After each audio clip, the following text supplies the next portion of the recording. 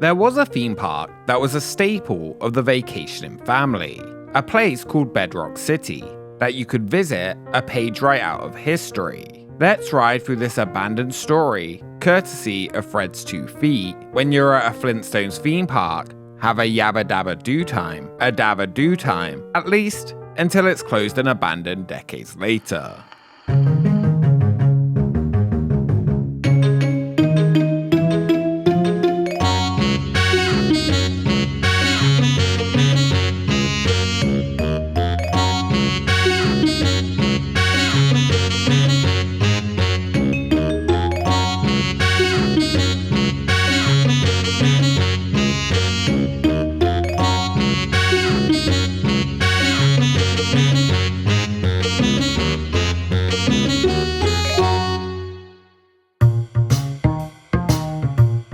On September 30th, 1960, the very first episode of The Flintstones would air on ABC. Before its release, the upcoming show was seen as a bold gamble. The first ever adult cartoon series tried by a network in the prime evening time slot, painting a bright satirical picture of family life as it might have been in prehistoric suburbia, promising fun for youngsters as well as wit and satire for adults. The new concept targeting adults with Fred, Wilma, Betty and Barney's adventures risk paid off. This first adult aimed cartoon from Joe Barbera and Bill Hanna was a hit and called one of the brightest new programming shows on TV for years. The original run of The Flintstones would span 6 seasons, with the final episode airing on April 1st, 1966. A huge success that will become known around the world. Viewers of the show often had one question: how could I visit Bedrock City? Vacation and leisure in the United States was much simpler during the late 1960s, and a key part of it was long-distance road travel. Families could not just type in a destination, plan out every attraction on the way, and the exact timings to get there. The experience would be more about jumping in a car, heading to a location, and seeing what you could find along the way. For over half a century, as automobile business was booming, tourist attractions have been building eye-catching experiences on the side of the road to draw those traveling by in, and of course, earn their money. From the world's largest anything, novelty structures, to mystery spots and fully fledged themed experiences, roadside attractions are a staple of the American vacation. The wackier, the better, and often more profitable. With the construction and expansions of the US interstate highway system, many roadside attractions would go out of business and be left abandoned. But even after this, those in the right spot that had the right attention-grabbing experience could succeed. And it will be a place with all those qualities in South Dakota that will be the first to answer the question, how could I visit Bedrock City? You can meet the Flintstones for some modern Stone Age fun at Flintstones Bedrock City. Children will love riding the Flintmobile and touring the park aboard the Iron Horse train. Woodrow Speckles and his brother-in-law Milton Steckelberg were not huge Flintstones fans, but they were people with an idea for a special tourist attraction. They had seen the success of Disneyland and the millions of visitors who had visited in its first decade, and like so many others, were inspired. Located in South Dakota, near Custer in the Black Hills, on a road that many families would be taking to see Mount Rushmore, they would create a theme park that would transport you into the world of the Flintstones. After applying for permits from the city to build in February 1966, after 3 years of planning, the first Bedrock City opened in the United States in July 1966, just a few months after the Flintstones originally ended airing. This was actually the second park ever in the world to be based on the Flintstones. One already existed over in the Netherlands.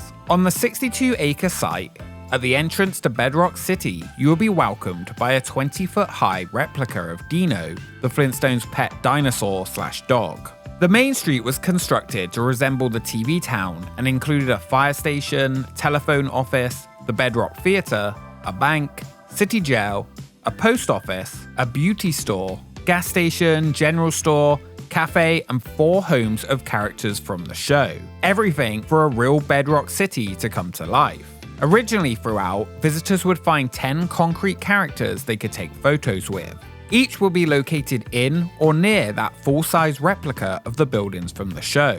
handmade with painted concrete. The 10 characters included Fred, Wilma, Pebbles, a small Dino, along with Barney, Betty, and Bam Bam. William Hanna and Joseph Barbera even visited the park as it was under construction to give tips and ideas. While you could kinda go inside the buildings and take photos, along with interacting with props, the only fully functioning areas within the park were the cafe, which sold Bronto burgers, and Dino dogs. I hope it's dogs that Dino liked eating and not dogs made from Dino. But anyway, there was also the theater, which would show episodes from the show on repeat throughout the day. Occasionally, for special events, it would show movies. Inside the homes, audio would play featuring lines from the characters. Outside of the Bedrock area, visitors would also find a fully equipped campground with bathhouse facilities, i.e. toilets and showers, as well as a gift shop. The two areas would be separated by mock dinosaur bones, and real boulders from the natural area would be used to enhance the location for Bedrock. All of the buildings used spray-on concrete applied over a wooden frame to create the look from the cartoon. There was even a Mount Rockmore, the Flintstones' take on Mount Rushmore. Children visiting could climb through a snake or play on the playground with swings and seesaws in the area. Creating Bedrock City was a full family affair, with the whole Speckles family working at the attraction, from attending the gift shop to running the diner. Originally, Woody Speckles believed it would be at the campground that would be the moneymaker, and that Bedrock City would just kind of be a side project to it. In reality, it would be the other way around, and Bedrock City was instantly popular, and was making great money from families wanting to visit and finally be able to see the Flintstones in real life. Screen Gems, the original distributor of the Flintstones TV show, had given the Speckles family a license to construct and operate Bedrock City. The small theme park was so successful that they began thinking about plans to expand, with further locations around the country. While a newspaper proudly stated, "Remember, there is only one Bedrock City in America," that wouldn't be the case for long. In 1972, Woody Speckles, along with his son Francis Hugh D. Speckles, purchased an area of land just down the road from one of the most visited tourist sites in the country. Just like trying to get those travelers visiting Mount Rushmore, who would pull in and stop at the Bedrock City there, they would aim to do the same thing with those traveling to the Grand Canyon.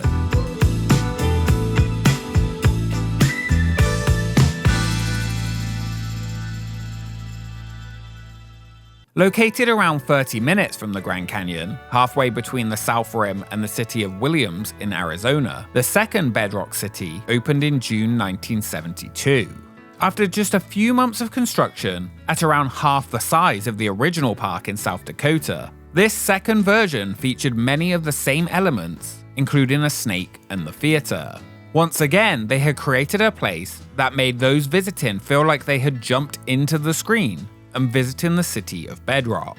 The highlight of the park here would be a large brontosaurus slide in the middle of the city of Bedrock and its concrete characters that visitors loved to take pictures with surrounding it. Here, they no longer believed it would be a campground that would bring in money, and they solely focused on the Flintstone City to bring people in. This second location's campground was not actually added until years after the Bedrock Park opened, when it bumped up the number of employees working there to 16 during the summer season. There was, of course, an attraction. Here, a relatively small one. A Flintstones wagon would take riders on board through a volcano where you could see dinosaur eggs in a small circle loop, but it was nothing like what would come to the South Dakota park. After riding, you could grab a bite to eat at Fred's Diner. Of course, this second location wasn't without its issues. The harsh location often wanted to reclaim what had been built, and just after opening, an oil crisis made the first years even tougher.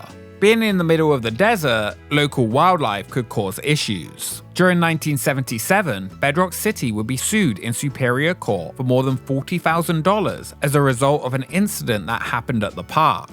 This is Arizona after all. There are scorpions, snakes, mountain lions, all sorts of dangerous creatures. Here though, not quite the same. A real deer had run into the park and had attacked two visitors who were enjoying the city. The suit stated that a free roaming deer assaulted both her and her son near the Flintstones grocery store while they were looking at brontosaurus steaks. During 1983, someone set Fred's foot on fire at the park. Well, the sign anyway, and it had to be rebuilt. Not everyone was thrilled with Bedrock City being built so close to natural wonders like the Grand Canyon. One article called it Arizona's biggest physical obscenity and yabba dabba yuck. These opinions were in the minority, however, and on a peak day, 500 tourists would be paying to enter and see the world of the Flintstones before or after they saw the Grand Canyon. Hootie Speckles didn't care what people thought of his attraction, saying that Bedrock City was here as something for people to do. Often those would drive past and see the billboards along the road and they would be intrigued and pay the $2 to meet the Flintstones. Speckles also said that yes, it had been very successful for us. We picked this spot specifically because of the traffic to the Grand Canyon, and it had worked out very well. He would often see cars drive past to visit the canyon and then be back visiting Bedrock within the hour. Some kids even said they enjoyed Bedrock more than even Vegas or the Grand Canyon. The Arizona location never quite had the charm or scale of the original, but it was instantly popular with many families stopping to visit it on their way to the Grand Canyon. Some would even stay the night at the campground. This second location will remain mostly the same during its lifetime, adding a small petting zoo with goats and other animals. The South Dakota original location, however, would expand.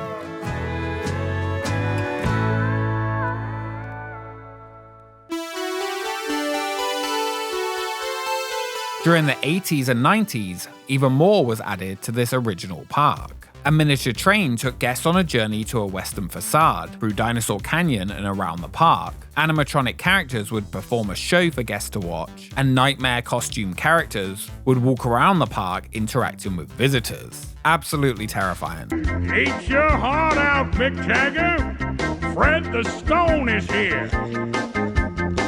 The last addition was a Flintstones car that would transport visitors around the site. There was a version of Bedrock City that existed in Canada, inspired by this original attraction, but built by a different family. In 1968, technically the second Flintstones Bedrock City opened in British Columbia. Here, the Al family purchased dinosaur sculptures from a closed attraction, and they would also go on to open a second Bedrock City in Bridal Falls, British Columbia in 1975.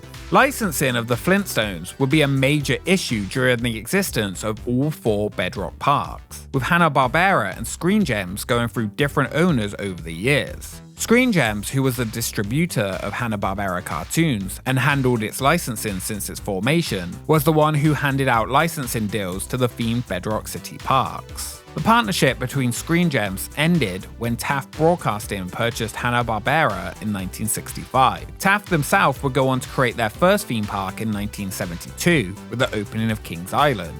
Hanna-Barbera cartoons were a constant inside the parks, along with marketing for their new theme park and those parks that followed, from Kings Island to King's Dominion and of course Carowinds. Hanna-Barbera characters would also pop up in different theme parks around the world, with dark rides, simulators, you name it. Much of the original licensing deals remained between Bedrock City and Taft Broadcasting for their time as owners until the early 1990s. Taft Broadcasting had a hostile takeover and rebranded as Great American Broadcasting. They began to sell off sections of the company, and in 1991, Hanna-Barbera was acquired by Turner Broadcasting Systems, who had outbid both Universal Pictures and Hallmark to acquire the cartoon studio. Hanna-Barbera would later become a part of Time Warner. Turner, at the time, was aiming to launch a new animation network aimed at children. By the early 90s, the attractions, now over 2 decades old, were starting to show their age. While the South Dakota location still had character meet and greets and fun things to do, the Arizona location had cut much of the extra activities back, and even papers from the time talked about how dated the attraction had become. However, there was still something unique and even exciting about camping at an attraction that wasn't afraid to hide what it really was. A corny, kishy roadside attraction akin to the 50s and 60s. And this was one that survived, which was getting rarer and rarer to find throughout the United States. A goofy place like that is sometimes all kids and even adults need to put a smile on their face. Licensing of the roadside theme park attractions was getting messy, and that would only get worse with the creation of the Flintstones movie for 1994. The live-action rights for a film had found their way into the hands of Amblin Entertainment and Steven Spielberg. At one point, as talk of the live-action film was swirling around, Bedrock City had hoped that they could potentially be chosen to be used as a filming location. That would never happen, and instead sets were constructed specifically for the movie, along with extra filming in Utah. This new, pretty terrible film would only cause issues for the nearly 30-year-old attraction at first. Licensing for the parks was nearly lost in the lead up to the movie's release, with the studio requesting that upgrades were made to the parks to make it look more in line with the new live-action film. Many of the upgrades requested would just be too expensive for the family owners, and small tweaks were made, and they were permitted to renew the licenses. After the movie's release, attendance at the experiences got a boost, propelling both attractions forward through the 90s. Flintstones merchandise was flying off the shelves again, and the location stated they ordered a truckload. If it was Flintstones, they would have it. The experience had not really changed much over the decades, and it wouldn't be long until its popularity would again start to drop. There were still those driving to the Grand Canyon and seeing the billboard signs and finding themselves curious and popping in for a look, but it definitely was not at its peak like it had been in previous years. There were proposed upgrades for the Arizona park even after the movie, such as an 18-hole mini golf course that they would add to the park. The hope was this would liven up the experience so they actually had something to do other than just a slide and a wagon ride. At the Canadian locations, Bedrock City was closed after nearly 20 years in 1993, when it did not make its opening day as the result of an ongoing divorce settlement between the owners of the resort. It was sold and it did reopen and operate until 1995, right after the movie, when they were forced to drop their Flintstones license and retheme as Dino Town, until it was permanently closed in 2010 and demolished. The original location in British Columbia was not able to renew its license agreement in 1997, and plans were drawn up from the owners to demolish it and replace it with a shopping centre. Canada no longer had a Bedrock City. Yappa dabba doo! Hello, everyone. Welcome to Bedrock City. Home of the world-famous Mount Rockmore, featuring yours truly. The original South Dakota park was still doing well. New additions continued to come, and it was still quite popular, becoming home to the Mountain Music Show. It remained quite popular over the following decades, until rumors began to talk about the closure of the park in the 2000s, and that it would be put up for sale. In the autumn of 2015, Warner Brothers, now in charge of the remaining Hanna-Barbera assets, refused to renew Bedrock City's license in South Dakota, stating that it did not meet the studio's requirements. They refused to even let them create a museum on the site dedicated to the history of Bedrock City. As a result of the refusal, Bedrock City was sold that year for $2 million. Many called the sudden demise of the park a tragedy. It sat there rotting away and turned into rubble, abandoned after the sale. It would finally be demolished, and the original attraction that started it all was no more, with only just a few remnants able to be spotted by those who looked for it. The campground was later reopened as Buffalo Ridge Campground and has expanded on the site since.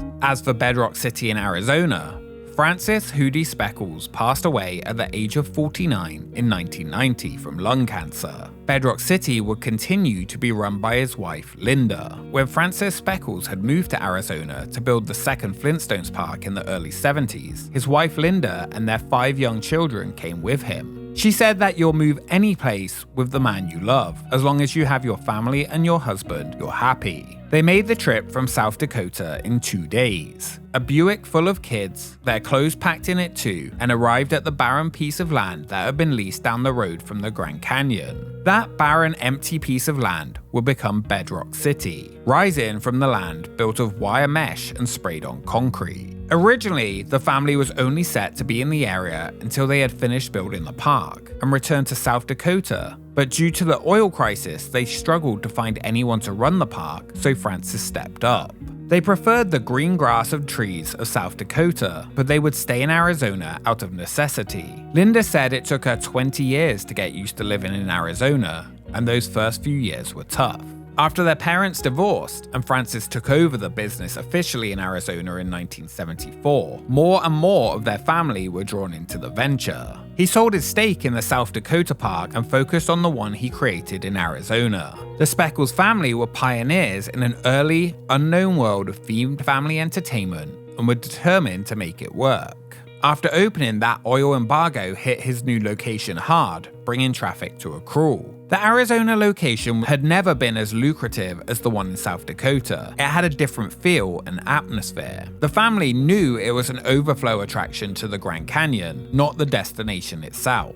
If the campgrounds at the Grand Canyon were full, it would only be then that Bedrock City's camp would get busy. The Speckles family never did get rich from Bedrock City, but that was never really their goal. Linda Speckles stated that they never had a get-rich mentality. What they had was perseverance. The Speckles children grew up at that rocky city, working in the diner, taking a bus 30 minutes to get to school, and it would be a truly family affair run in Bedrock City for years. After Francis's passing, Linda would create a small pool and garden as a tribute to him at the location. A gesture to not only honor her husband, but to show something pretty could survive in the harsh surrounding environment. Linda Speckles had always dreamed that one of her children would take over Bedrock City. They were not interested in doing it at the time. After losing one of her daughters to a road accident on Thanksgiving, she decided that she would set a goal to be out of running Bedrock City by the year 2000. It would take 15 more years until Linda Speckles would finally sell Bedrock City, Arizona, and she was able to retire, running the place by herself with her family for over 40 years. When asked if she had any resentment towards the Flintstones for keeping her there, she said none at all.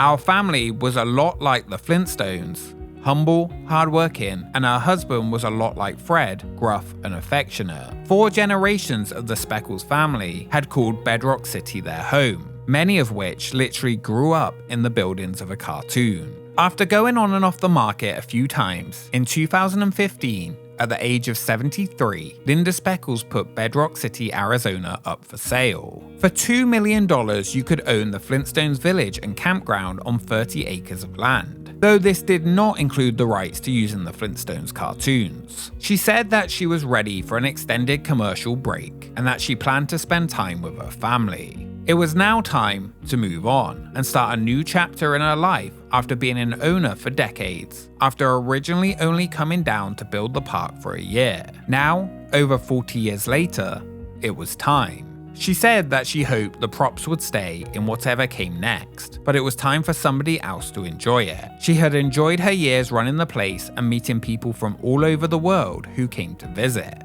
I'm an old lady. I need to move on with my life. But mainly I want to spend more time with my family, and I just haven't had time.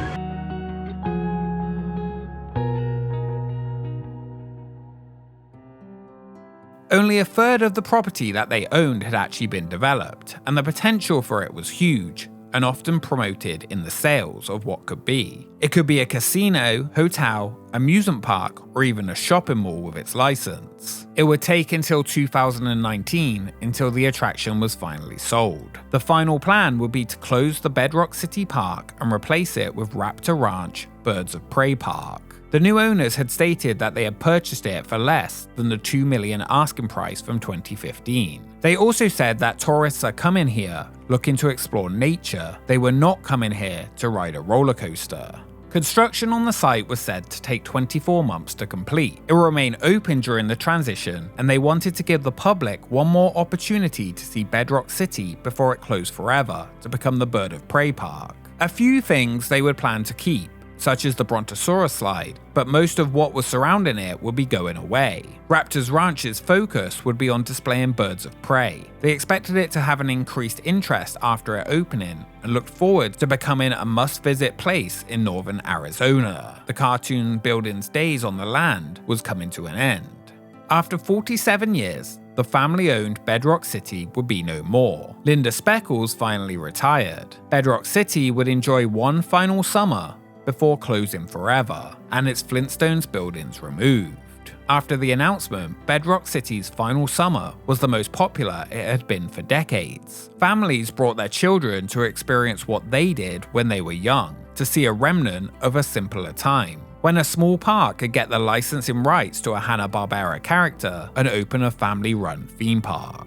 The conversion into a bird of prey park featured problem after problem, requiring updates to the now decades-old plumbing and electrical on the site. The gift shop and diner was gutted and redone. Slowly during this conversion, the new owners started to realize something they hadn't when purchasing the property: how much Bedrock City meant to so many people who had been there over the decades. Barney's house, the Brontosaurus slide, the woolly mammoth, Pebbles and Bam Bam are here to stay, the snake exhibit. So those things are going to be centered around a children's play area. We're going to bring in some of the vehicles, the Flintstones vehicles, and bring those all in this one area. So there will always be a little piece of Bedrock encapsulated here for all time. Cool, huh? Raptor Ranch opening this fall, an adventure park with climbing walls, birds of prey demonstrations, and some prehistoric adventures. They said they would keep a few items to make sure the area would always have a little piece of Bedrock City.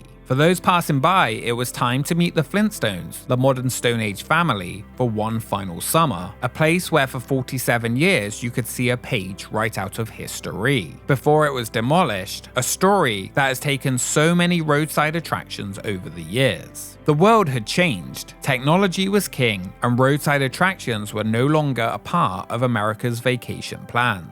Just like the Flintstones, however, its legacy would stand the test of time. In response to the final announcement's popularity and strong public sentiment, and a pandemic, the new owners reconsidered removing the attraction and would choose to keep what remained of Bedrock City. Not only that, they would work to restore sections of the park, including the Flintstones building. Fred's Diner would also remain, offering up pizza and burgers, and the campground would reopen. After the pandemic, it was officially decided that the new owners would keep Bedrock City open indefinitely, so everyone could see the historic cartoon landmark from the 1970s. Raptor Ranch would still happen, with birds of prey added to the area and displays, but they would incorporate their original attraction as part of the experience. It's a piece of Americana, and we can keep a little bit of that here.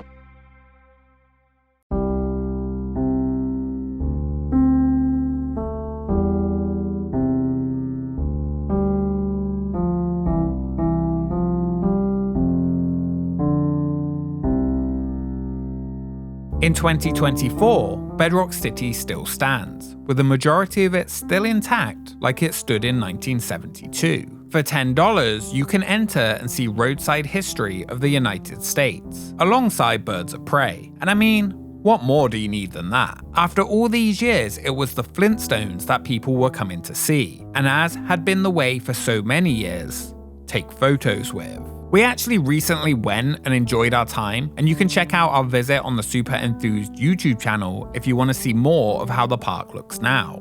The different Bedrock cities around the United States were created as a way to draw in tourists as they traveled around the country on vacations in the middle of the 1900s. Today, many roadside attractions of the past sit abandoned, including some of the original Flintstones attractions, just remnants of the past that no longer exist from a simpler time, when the journey was just as memorable as the destination, and you could ride with your family down the street to Bedrock City. Bedrock City, Arizona still offers a roadside attraction of the past that is drawing people in to see the wacky buildings, character figures, and a look back at a simpler time. While some items have been removed over the years, and yeah, it can look a little run down, for now at least you can still stop on the way to the Grand Canyon and have a yabba dabba do time with the Flintstones, taking a seat in the middle of Bedrock City and look around at over 50 years of memories for generations of families at a place that was made by one family when they opened a small Flintstones theme park in the middle of the Arizona desert. Just, I recommend not climbing through the snake.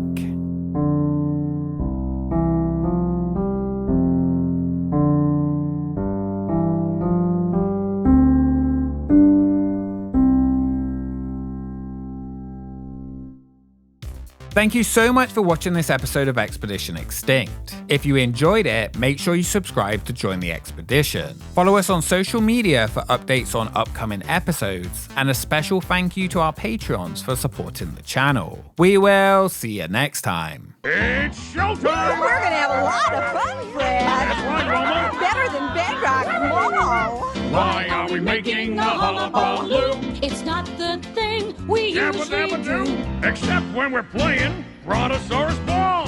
Why are we making the whole place ring? Shaking the boulders and everything. 'Cause we're the Flintstones and we want to say, have a yabba dabba 2 time day of days today.